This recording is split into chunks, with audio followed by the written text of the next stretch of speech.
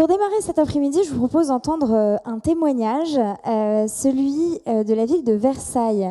On va parler ville durable, donner la priorité à l'environnement pour rendre les territoires durables et attractifs. C'est le témoignage de François de Mazières, maire de Versailles.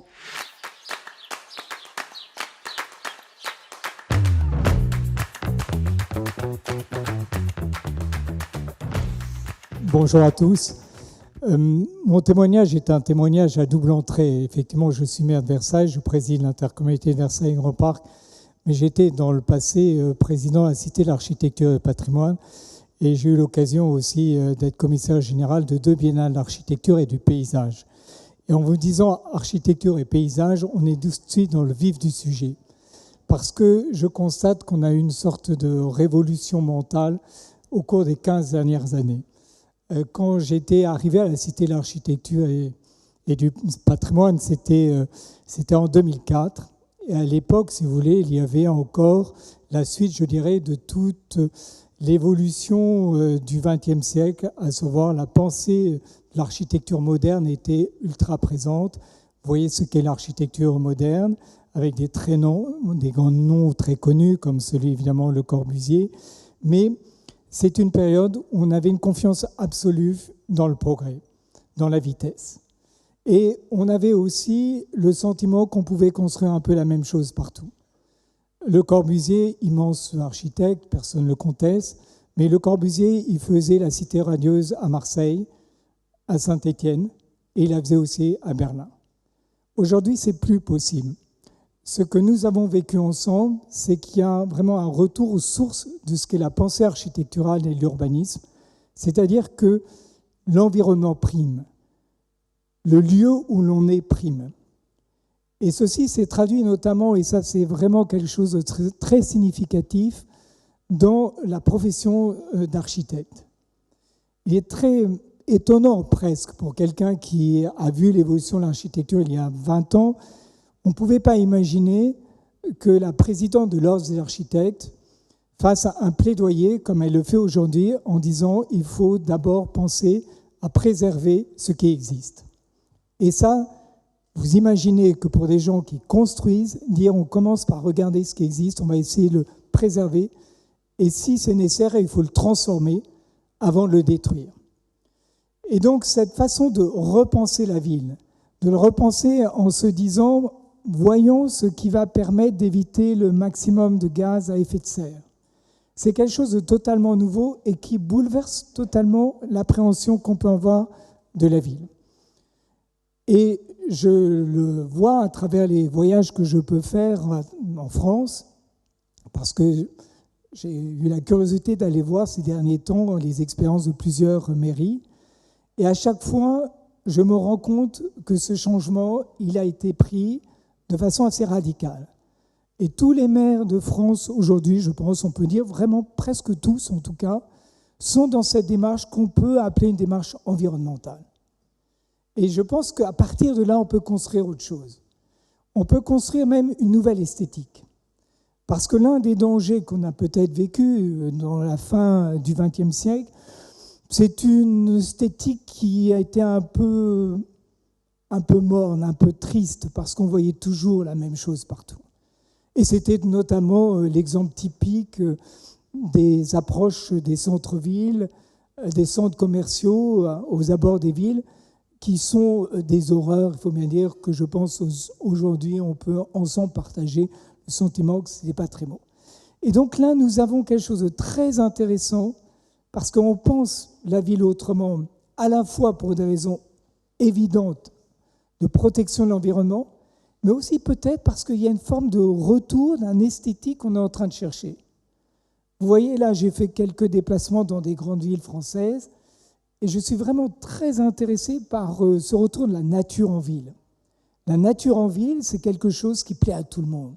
Alors, c'est un petit inconvénient aussi, c'est que de temps en temps, les gens ne veulent plus que des jardins. Donc, il faut trouver le juste équilibre. Mais on voit tout de même que c'est ça la grande demande du moment. Comment concilier le fait que le vivant doit être présent au quotidien, y compris dans nos villes, et comment faire en sorte ensuite que nos villes ne s'étalent pas trop, parce qu'il faut penser évidemment la nature en ville, mais aussi il faut penser comment on nourrit nos villes et ça veut dire aussi qu'on préserve la pleine terre à l'extérieur. Donc voilà ce que l'on vit, voilà ce que nous, on essaie d'expérimenter dans notre ville. Je vais passer au deuxième aspect, c'est rapide témoignage sur une ville patrimoniale. Versailles, c'est une ville connue par son fabuleux patrimoine, évidemment le château au centre, mais aussi, comme c'est une ville nouvelle du XVIIe siècle, vous avez un centre-ville qui est très beau, qui est un centre-ville très protégé du XVIIe et surtout du XVIIIe siècle. Très belle architecture, un peu semblable à ce que l'on trouve à Bordeaux. Et donc, dans cette approche, nous avons deux axes. Celui que j'évoquais tout à l'heure, c'est-à-dire commencer par rénover l'existant. Et nous avons fait un très gros travail de rénovation de notre patrimoine historique. Et nous avons, par exemple, notamment profité, si on peut dire, du fait qu'il y avait beaucoup de bâtiments qui étaient consacrés à des casernes militaires. C'est une histoire de notre ville. Eh bien, on les a transformés en du logement. En du logement avec le fait aussi, qu'il faut souligner, qu'à Versailles, le foncier est rare, et donc on peut faire des opérations intéressantes pour les promotions immobilières. Je dois reconnaître que dans certaines autres villes, c'est beaucoup plus compliqué. Mais pour nous, c'était possible. Donc déjà, essayer de valoriser l'existant et essayer de valoriser le passé. La deuxième démarche, c'est de jamais opposer le présent et le passé. Le présent, c'est l'architecture contemporaine. Et donc là, nous avons développé des projets d'architecture contemporaine assez nombreux, mais toujours avec une très grande exigence. Parce que ça, c'est aussi le rôle, on l'oublie souvent, des élus. Les élus, ce sont les maîtres d'ouvrage. Et il faut qu'ils soient en dialogue avec le maître d'œuvre, qui est le constructeur. Mais nous avons une vraie responsabilité. Parce qu'il y a une pression, il y a certainement ici des personnes qui travaillent dans le secteur immobilier. Dans le secteur immobilier, c'est normal, on regarde d'abord les résultats financiers. Nous, élus, on a d'autres choses à voir. On a à penser la ville à 10, 20, 50 ans. Et quand on pense la ville sur le court et moyen long terme, à ce moment-là, il faut qu'on ait aussi une exigence qui ne soit pas seulement un problème de compte financier, mais qui soit vraiment se dire comment elle va être agréable, cette ville, comment elle va rester belle, comment avoir une architecture qui est celle du lieu. Et je pense qu'une des dimensions les plus essentielles, c'est de respecter la spécificité de chaque ville et de revenir sur ce qui a été un peu le drame de cette architecture identique partout, alors que même les conditions climatiques sont très différentes. D'une région à l'autre, d'une ville à l'autre, c'est différent. Et ça, c'est quelque chose qui fait aujourd'hui plaisir à voir. C'est que vous retrouvez des identités de ville. Je parlais avec un collègue que je ne connaissais pas, qui vient de Toulouse. Toulouse, c'est une ville qui est rose, parce que le matériau initial, c'était le grès rose. Versailles, c'est une ville qui est blonde, parce que le matériau initial, c'était une pierre calcaire, celle du château. Eh bien, nous avons travaillé depuis 14 ans sur l'idée de se dire on va respecter cette colorimétrie de la ville. Et on fait un gros travail, si vous voulez, pour qu'il y ait une sorte de langage commun sur cette ville, que l'on respecte notre histoire. Et ce travail, on le fait aussi sur la nature, en revégétalisant. En végétalisant, on le fait tous, on enlève le macadam, ça c'est essentiel pour que la ville respire, mais c'est aussi tout simplement essentiel pour que nos villes restent attractives. Et puis on fait très attention, bien sûr, à la végétalisation de nos rues, de nos avenues.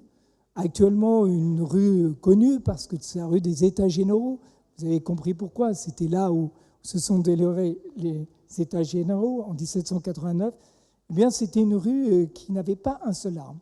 Gros investissement qu'on est en train de faire pour qu'il y ait des arbres. Ça, c'est la ville telle qu'on la veut aujourd'hui. Et donc, à travers ces quelques exemples que je vous donne, à la fois sur cette idée qu'aujourd'hui, on est vraiment à un moment où on a changé la vision, quelles que soient les villes, on a changé la vision, l'appréhension de la ville, et aussi concrètement, dans un exemple d'une ville d'histoire, que l'on essaye d'ancrer dans cette nouvelle modernité. Et cette nouvelle modernité, c'est la ville qui respire, c'est la ville qui est la ville du XXIe siècle, avec d'énormes contraintes environnementales que l'on transforme en atout. Et il est essentiel de dire aujourd'hui, à des moments où on se dit, mais on voit bien, malheureusement, depuis le début de l'année, la construction s'effondre. Elle s'effondre et c'est inquiétant. Et en même temps, il faut lui redonner un souffle à cette construction en disant, il y a un espoir, parce qu'on est en train de construire quelque chose de nouveau pour les nouvelles générations qui correspond à la demande d'une ville qui est encore plus agréable à vivre peut-être que celle du XXe siècle. Mais pour ça, il faut qu'on soit tous très solidaires. Il faut que tout le monde travaille dans le même sens. Et que la logique financière ne prime pas sur tout. Une chose qui me désole, c'est quand je vois l'État qui vend les terrains les plus chers possibles. Alors ça me met dans un pétard fou, parce qu'il faut penser la ville justement sur le moyen terme. Et si vous avez un foncier qui coûte une fortune, il est évident qu'ensuite vous avez du mal à faire du beau, vous avez du mal à faire une ville environnementale. Et donc là, je dis, quelque part, il faut que nos logiciels soient tous en synergie. Il faut que l'État apprenne, la SNCF, à autres. Peut-être qu'il faut faire des petits efforts, parfois que ce n'est pas uniquement le meilleur résultat financier que l'on entend, mais qu'on intègre aussi d'autres contraintes. Je vois que plusieurs d'entre vous, on a tous ces expériences. Moi, je l'ai sur ma vie. Je pense aussi, si vous voulez, qu'il faut qu'on prenne aussi l'habitude de ne pas vouloir faire des choses trop démonstratives, qui parfois coûtent cher. Moi, je remarque parfois que les promoteurs, ils arrivent avec des machins, je dis des machins volontairement, c'est-à-dire qu'ils sont un peu du domaine du superfétatoire. Ce qui n'est pas superfétatoire, c'est la qualité des matériaux. Là, oui, il faut investir. Parce que là, on est sur quelque chose de durable, là, on est sur quelque chose qui est important par rapport justement à la notion de matériaux biosourcés. Aujourd'hui, je vois par exemple que la pierre redevient un matériau qui devient intéressant. Pourquoi il est intéressant ? Parce que quand vous voyez la RE 2020 et aujourd'hui la RE future 2025-2028, on voit bien que soudain, ces matériaux naturels redeviennent très intéressants. Donc j'espère qu'on va voir à nouveau fleurir des projets en pierre, ça commence. On voit bien sûr le bois. Le bois aujourd'hui est devenu très à mode, parfois un peu trop. Le bois, il n'est pas nécessaire qu'il soit toujours à l'extérieur, il peut déjà être à l'intérieur, parce qu'on sait qu'il est un peu plus fragile. On voit des études très intéressantes sur vraiment des nouveaux matériaux, sur du béton qui soit avec du béton construit avec du chanvre. Enfin, vous voyez, tout ça, il faut le pousser au maximum pour que nous puissions avoir cette opportunité de vivre autrement la ville et de la rendre plus durable. Voilà, quelques éléments de réflexion, un peu impromptus, mais au fond, je vis ça au quotidien. Comment ? En une minute ? Non, c'était clair. Voilà.